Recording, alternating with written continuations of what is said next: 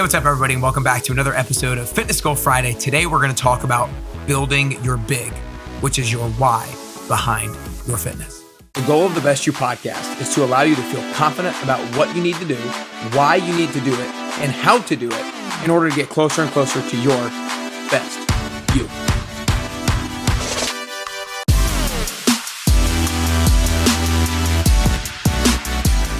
Hey, what's up, everybody? Welcome back to another episode of Fitness Goal Friday. Today, we're going to talk about building your big, your BYG, which is your best you goal. Now, this is where everything starts when it comes to setting your goal for yourself. Your big is your why behind your fitness. It's figuring out what it is that you actually want to achieve. What do you want to get closer to? Like, why do you actually want to work closer towards getting closer to the healthier version of yourself? Why do you want to work to get closer to becoming a more fit version of yourself? Now, look, for every single one of us, working out has a little bit of vanity to it, right? Like, we want to look good. We want to look strong. We want to look, for lack of better phrase, as sexually desirable to the opposite sex. But there's also a deeper reason for that. Like, there's a deeper reason for every single one of us as to why we work out, outside of just looking good, outside of just looking like we've got strong arms or a nice butt or a strong core and a six pack, right? There's things like, I want to be more confident in myself. I want to be living vibrantly into my 60s, 70s, and 80s. I don't want to look at myself in the mirror and be upset with the person that I've become. Maybe it's because, like, I want to feel confident going into work wearing what I want to wear. Maybe it's like I'm a singer-songwriter and I want to be comfortable with wearing the dress that I want to wear out there. So I want to fit into my wedding dress, or I want to look good in my tux at my wedding. Like, right, there's so many of these deeper reasons that can provide you with so much more meaning as to why you're actually working closer to your fitness goals. And look, you won't achieve your fitness goals merely because of what you do. You'll achieve them because of why you do it. Identifying your motivation is everything. Sure, the strategy is super important, but it starts with why. It starts with your motivation as to why you want to take action in the first place. And motivation comes in two different directions. There's motivation to achieve, and there's also motivation to avoid. And that second one is actually more key than you think. There's a study that was done by Northwestern University that actually tested this, and it showed that the motivation to avoid can actually be stronger than the motivation to achieve, right? It's like running away from a tiger can actually sometimes make us run faster than if we were chasing something down. Like that's the whole premise behind it. But we're going to break down the motivation to achieve and the motivation to avoid here really quickly. I really think the motivation to achieve is super important, because I think identifying your deep-seated motivation leads to long-lasting perseverance. I think when things get difficult and you can remind yourself of why you started in the first place, then that can be that little extra nudge to get you to go to the gym, or to make sure you don't eat that Snickers bar, or to make sure you don't have that extra slice of cake, right? It's like, it doesn't necessarily make it easy just remembering your why or reading a few sentences that you wrote down for yourself that are motivational. It doesn't make it easy, but it might just be that last little thing that you need to take action on the thing that you know you need to take action on to keep you on course and keep you on track for your health and fitness goals. So it really just takes a little bit of time as to figuring out, okay, why do I actually want to start? And I really think you should have some self-reflection and some introspection for a deeper meaning. Don't just settle on something that comes to your mind right away. Really ask yourself, like, what has frustrated me in the past? Like, what's my pain point? Why am I listening to Fitness Goal Friday right now? Why do I watch Nick's content? Why do I listen to the Best You podcast? What pain point do I have that I'm trying to fulfill, that I'm trying to close by listening to this podcast or by going to the gym? Figure out what that why is.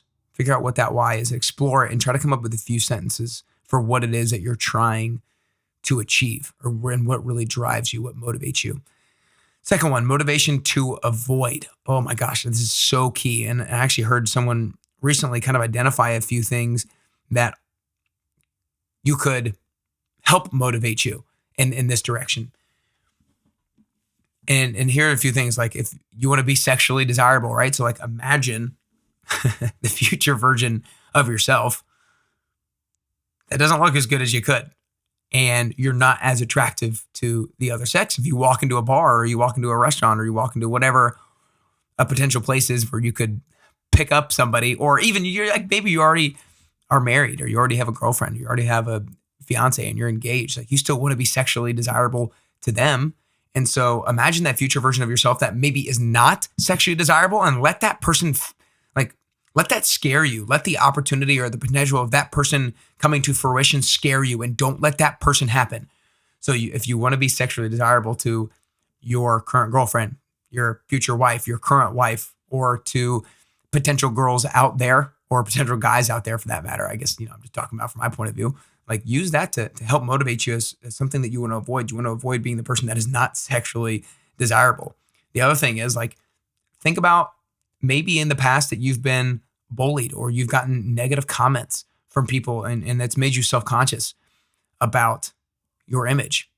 Maybe you could think about that. Like, I want to avoid being that person that gets bullied, or avoid being that person that gets made fun of because of my image or because of my lack of health and fitness.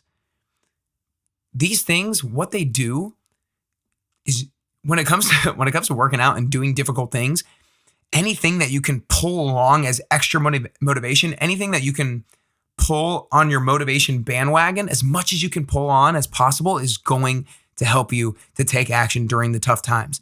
And then the last thing that you want to avoid is just, again, like, imagine if your bad habits did get the best of you. Imagine if you didn't take your health and fitness seriously.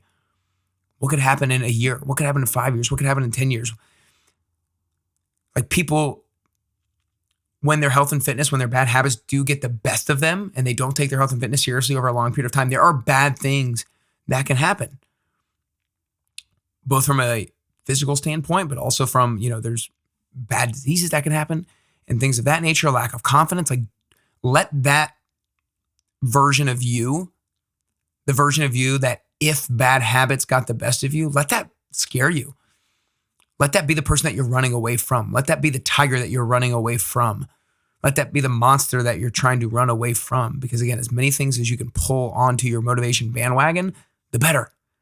And so, to me, what it means by building your BYG, building your big, building your best you goal, it's 2 to 3 sentences as to what it is that you're trying to achieve, what you're running towards and why you're running towards it, and also what you're running away from and why you want to run away from it. So I would encourage you, those of you looking to chase down a health and fitness goal, especially here at the beginning of 2022, this is the step that I take with all of my clients in the 10-week transformation program, is build your big. Write out 2 to 3 sentences and put it somewhere that you're going to see it on a regular basis. Put it on your desk. I'm looking at my wall right now. I have things tacked up. I have a whiteboard. I would write down on that. Write 2 to 3 sentences that you see frequently in regards to what it is that you're trying to achieve and why you really want to achieve it, and go deep. And also write down those few things that you want to avoid. Let those things scare you and run away from those things, and let that propel you during difficult times. Because I truly believe that your motivation and your why isn't only what gets you started, but it's what keeps you going when what you started gets tough, when there's challenges, when there's obstacles. When in week 4, week 5, 6, or 7 of my 10-week transformation program, and the program isn't fresh anymore, but they're not quite close to the finish line. And when something gets tough, if they can read those 2 to 3 sentences, it will be maybe that little thing that will get them to that workout. It will get them to put down that extra Snickers bar or that extra slice of cake. It will get them to go to bed on time. So take this seriously. Take this seriously. Write down those 2 to 3 sentences and put it someplace where you see it on a regular basis. I hope you guys enjoyed this episode, and I hope you realize the importance of writing down your big, writing down your why behind your fitness, because it is one of the things that will not only get you started, but it'll keep you going when what you started gets tough. And if you want to do this with me, then you can join the 10-week transformation program today. If you're in Nashville, program starts January 10th. If you're outside of Nashville, you can still do it.